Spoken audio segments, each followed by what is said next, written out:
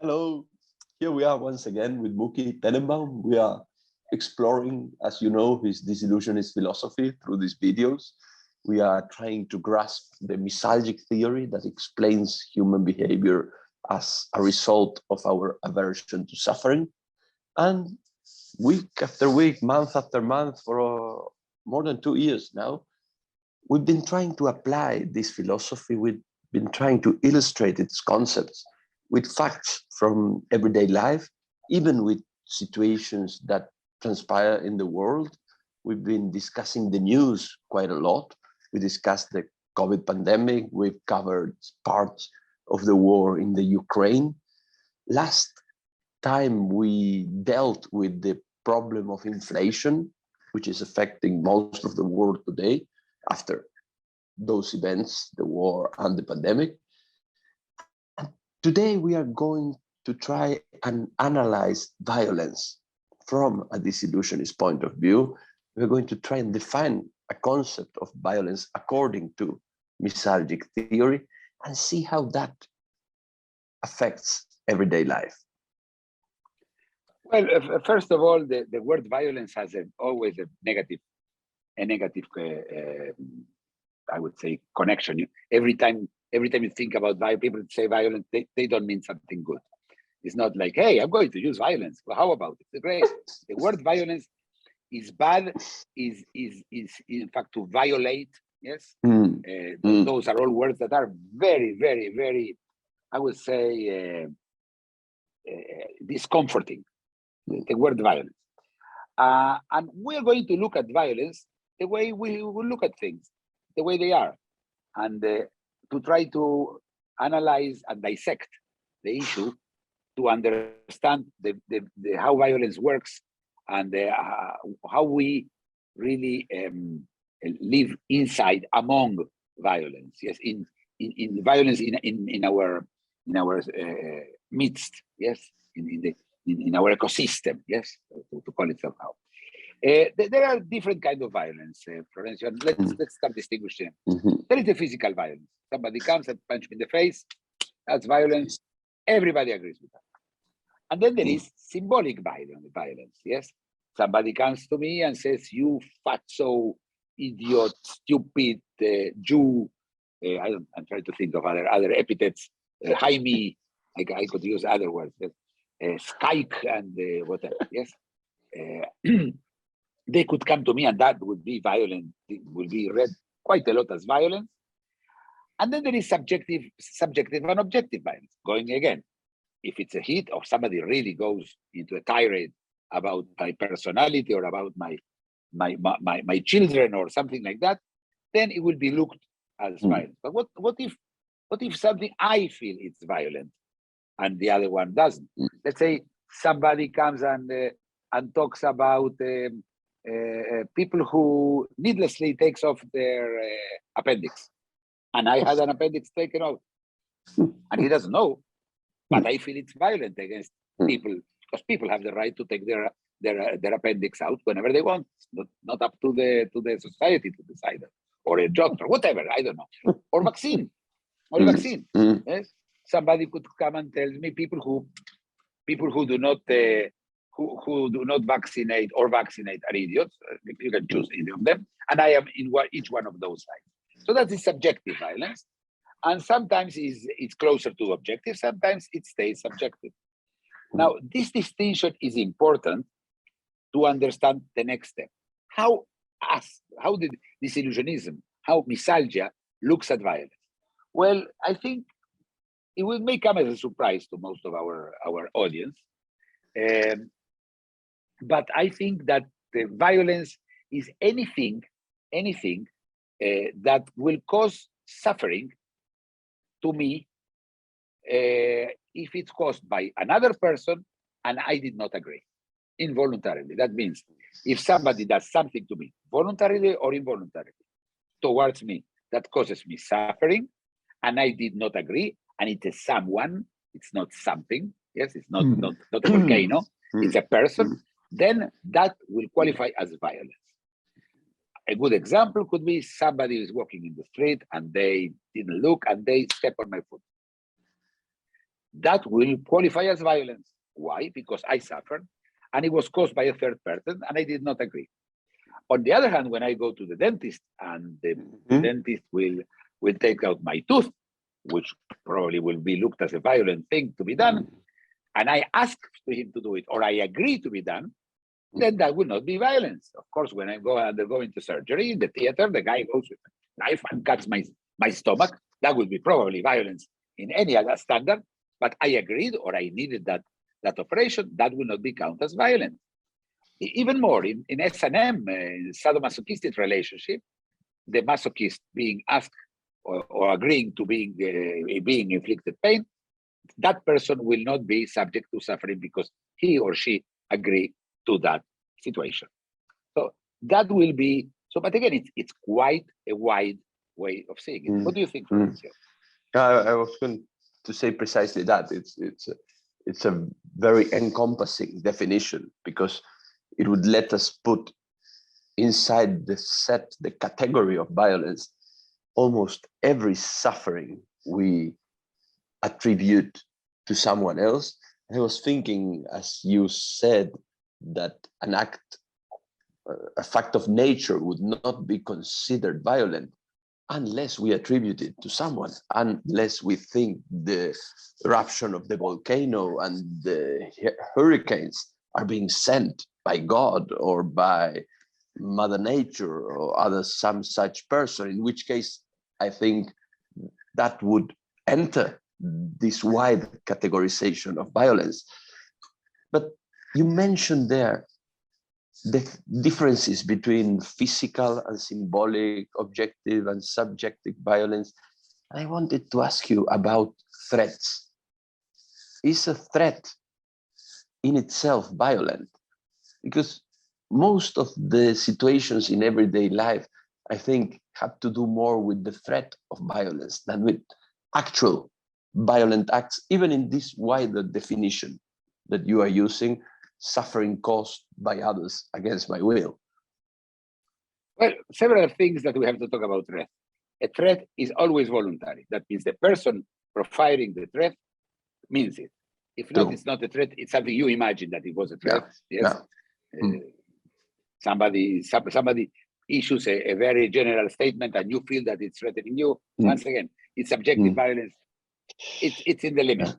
But normally the threat wants to elicit one thing, fear. And fear is the most common suffering of them all. So of course, a threat will be considered as violence. Any threat that of course has at the end of it violence. Again, if the threat is, what about to withhold from me an ice cream? What if my father says, if you don't behave well, I don't give you an ice cream? But again, this is not important. These are small examples to show the fringes of what we're talking about. In the center of it, a threat is meant to cause fear. And then if I fear, now interesting enough is this, if somebody issues me a threat, let's say a 3-year-old boy will issue me a threat, if you don't do what I tell you, I'll hit you.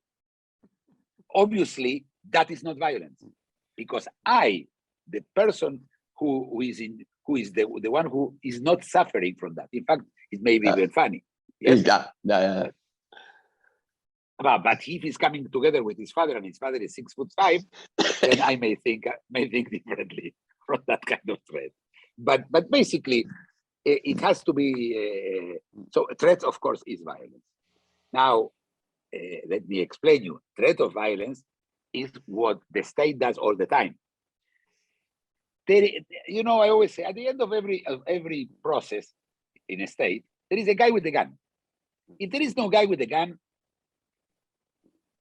there is no enforcement. If there is no enforcement, there is no law, and everybody does whatever they think right.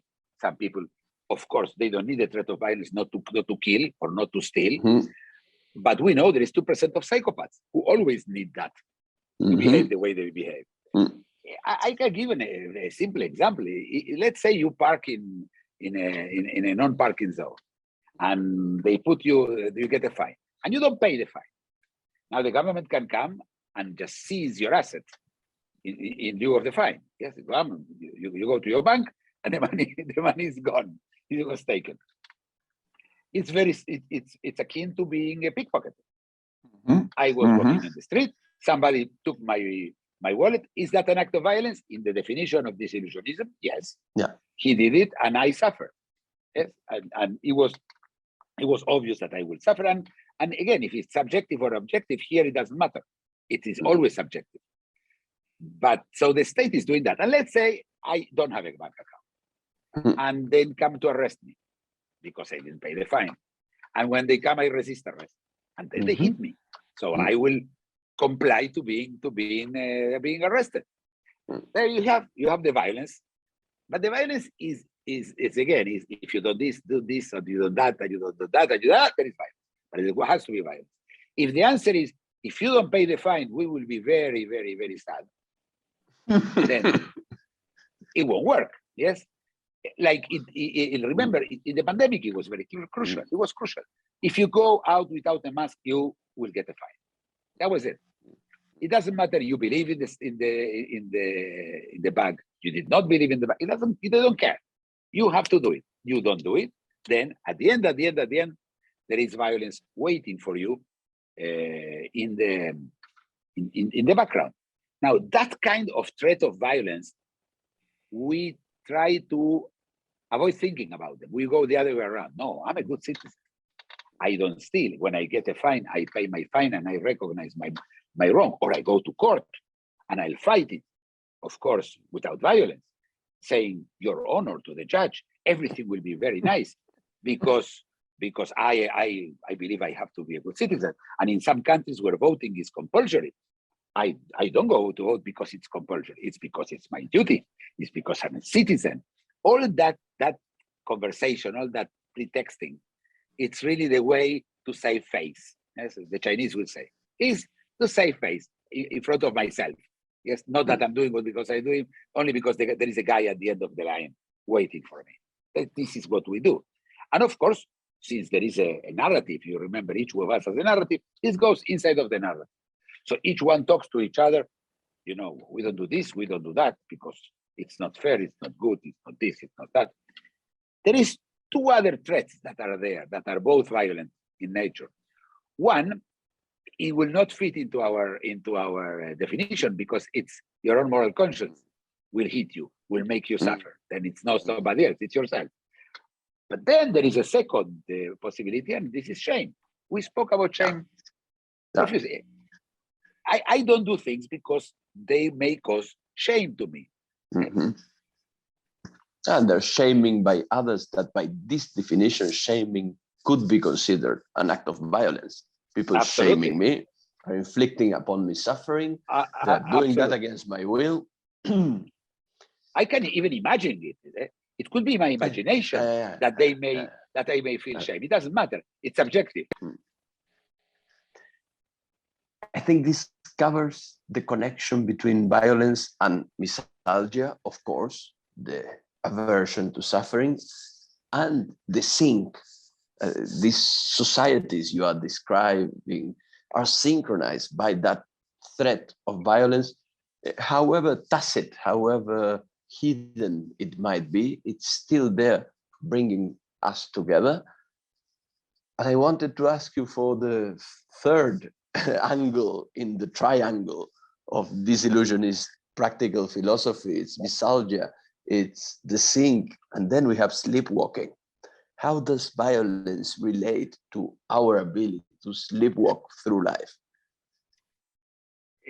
Sleepwalk, as it is in the regular sleepwalk, is involuntary. We don't decide to sleepwalk, we just do it.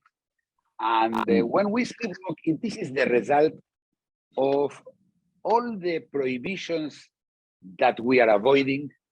That means it is not the road we're walking, it's the road we're not walking. When you sleep, all the other things you could. So we have not to be able to sleep. We have to have, remember, a very as possible smooth sidewalk. It has to be foreseeable. Yes.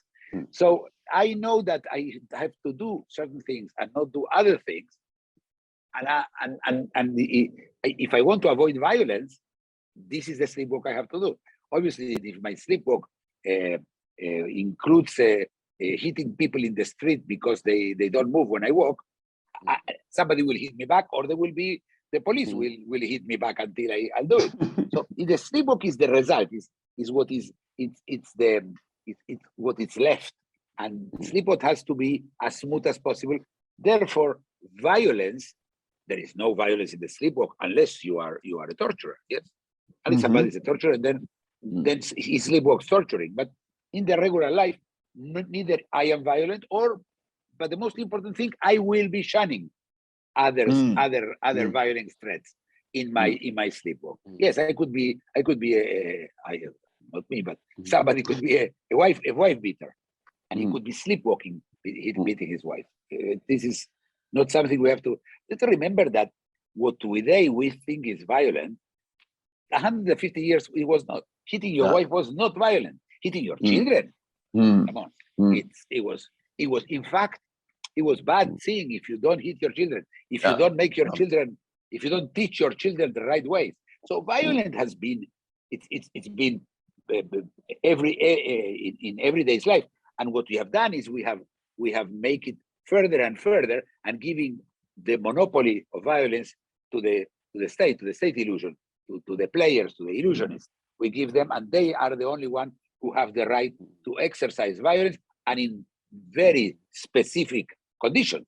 In fact, this is the whole idea of the law. Yes, they cannot go and cut somebody's hand unless you are in Saudi Arabia, but, or in Iran, more in Iran than Saudi Arabia. But if they cut your hand, yes, that would be illegal violence, even by the state. Even by the state. Even by the state. Sorry, we are almost out of time. It's going to come to a violent end, as it usually does in these videos. I wouldn't say it's violent. No. We agree to it. Much. It's self-inflicted.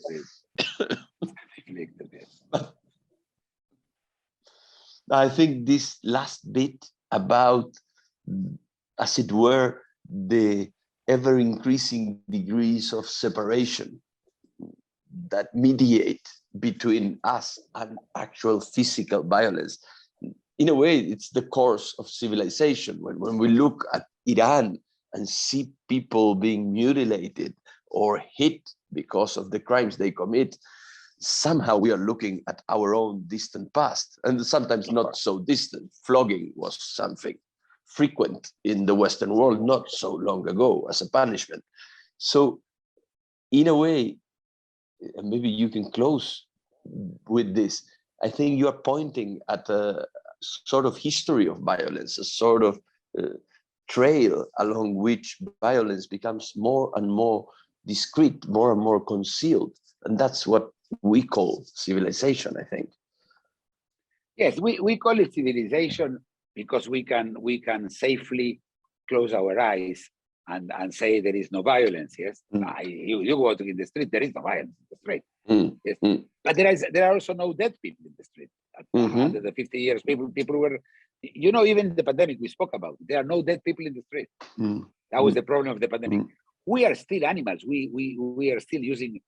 We have our own ecosphere. We have our 5 or more senses. Who knows how many senses people think they have? But we have our 5 basic senses, and they have a limit of what we can see and we can hear. The rest is we see in the newspaper. Remember, media is full with violence. Full. In fact, a good media that makes well has to talk about violence. It can be murders in the street or rapes, or it can be the war between Russia and Ukraine, or the threat of atomic war. But violence is everywhere all the time. We just like to ignore it, and so we can sleepwalk apparently in an easier, in a more fluid fashion. Fluidity. Amazing. We're out of time now, for sure. Let's see each other next time and bring other illustrations to disillusionist philosophy. I'm sure there will other situations with violence will be again. We spoke about the man with the gun many times. So this is just the core of the issue. Yes. See you next time. If you enjoyed the video, please like it, comment and subscribe.